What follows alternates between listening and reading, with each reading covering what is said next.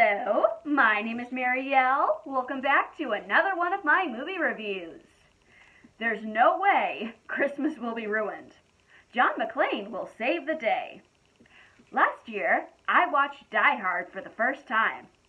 There's a lot to discuss within this movie, along with a question that's been debated among many fans. Die Hard made its way into theaters in 1988. German terrorists take over a Christmas party at a hotel in LA. An NYPD officer fights back, protecting his wife and several other hotel guests from danger. For the longest time, Die Hard has been under debate among fans over whether it's a Christmas film. While it does take place on Christmas, the action overshadows the holiday vibe.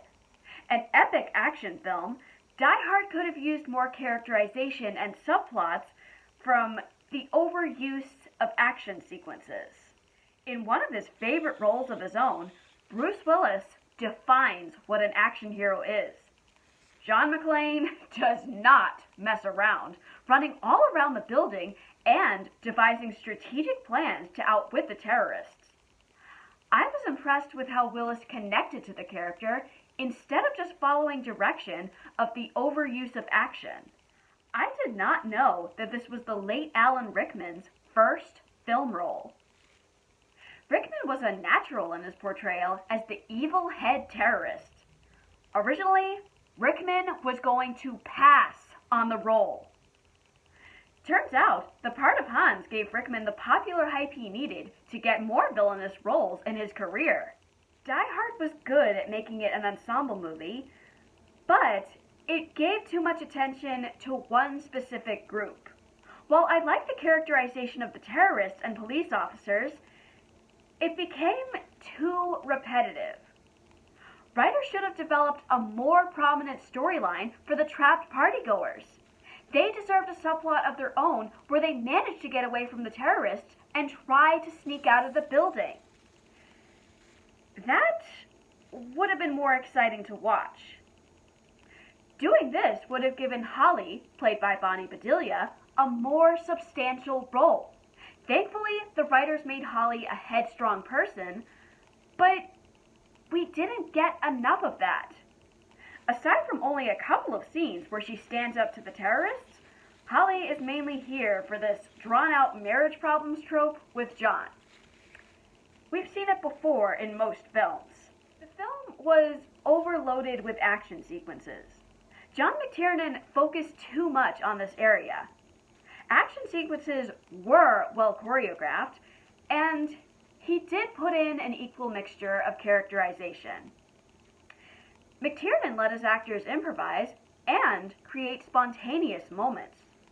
According to behind-the-scenes trivia, most of the script was improvised because it wasn't finished. Since the film mostly relies on action, it's noticeable. Most of these action sequences were not easy to film. The famous scene where John falls down the elevator shaft was edited because the stunt double missed grabbing the vent. Overall, Die Hard has a gripping climax. Be aware that Die Hard is a very violent film containing several gunfights. There's a lot of blood in some sequences. I jumped in one scene because how it was shot startled me. If violence is a trigger, watch Die Hard with your own caution. Die Hard is a film for fans of the action genre. Okay, I guess it is a Christmas film since it takes place on Christmas Eve. That debate is up to several audiences. Go ahead and give it a watch. So, what do you think? Is Die Hard a Christmas film or not?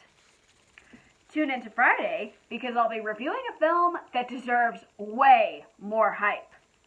If you have not seen Last Holiday, my review is coming up next. Like, comment, subscribe to my channel or to my Patreon. My name is Marielle, and this has been another one of my movie reviews.